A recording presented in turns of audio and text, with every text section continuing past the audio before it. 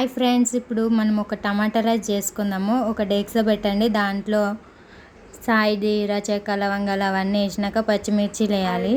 పచ్చిమిర్చిలు వేసి తర్వాత అల్లం పేస్ట్ 2 స్పూన్లు వేసుకోవాలి. వేసుకొని మంచిగా ఫ్రై చేసుకోవాలి. అల్లం వెల్లుల్లి పేస్ట్ పచ్చివాసన అంతా వెళ్ళిపోయే వరకు మంచిగా ఫ్రై చేసేసి మంచిగా రెడ్ కలర్ వచ్చే వరకు ఫ్రై చేయండి. అలా చేస్తేనే మీకు అల్లం వెల్లుల్లి పేస్ట్ వాసన రాకుండా ఉంటుంది.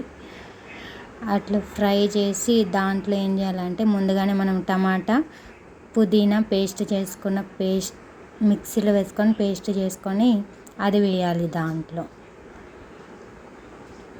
ఇప్పుడు కొంచెం ఫ్రై అయిపోయింది కదా, ఇప్పుడు వేసుకోవాలి ఆ పేస్టు. వేసి కొంచెంసేపు కలపాలి.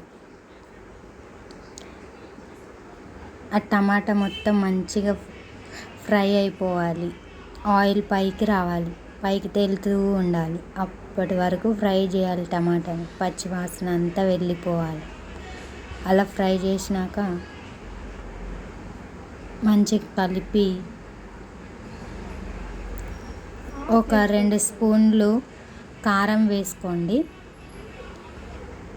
మీరు కారం ఎక్కువ తింటున్నట్లయితే ఒక 4 స్పూన్లు వేసుకోండి. నేను తక్కువ తింటాను కాబట్టి 2 వేసుకున్నాను. అలాగే 2 స్పూన్ల ఉప్పు వేసుకోండి. ఉప్పు వేసేసి కలపండి. కలిపేసి కొంచెం మంచిగా ఇంకా పచ్చి వాసన రాకుండా ఫ్రై చేసుకోండి. మంచిగా కొంచెం కొబ్బరి తురుము కూడా వేసుకోవాలి. బియ్యము నేను ముందుగానే నానబెట్టి పక్కన పెట్టుకున్నాను. కొబ్బరి తురుము వేసి కొంచెం కలుపుకోండి. కలిపేసి బియ్యము ఒక గ్లాస్కి 2 గ్లాసులు వాటర్ వేసుకోవాలి.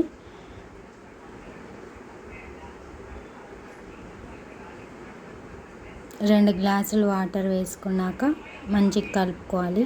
మిక్స్ అవ్వాలి మొత్తం.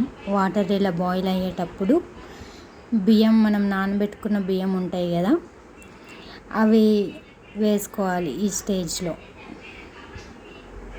ఇలా వేసుకోవాలి. బియ్యం అన్నీ వేసేసి కలిపేసి హై ఫ్లేమ్లో ఒక 5-6 నిమిషాలు అట్లా ఉడకనియాలి మంచిగా బియ్యంని.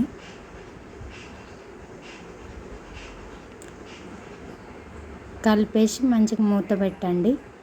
కాసేపు అయినాక మీకు ఇలా చెక్ చేసుకోండి, ఇలా అవుతుంది. ఈ స్టేజ్లో ఏం చేయాలంటే కొంచెం సిమ్లో పెట్టుకోవాలి.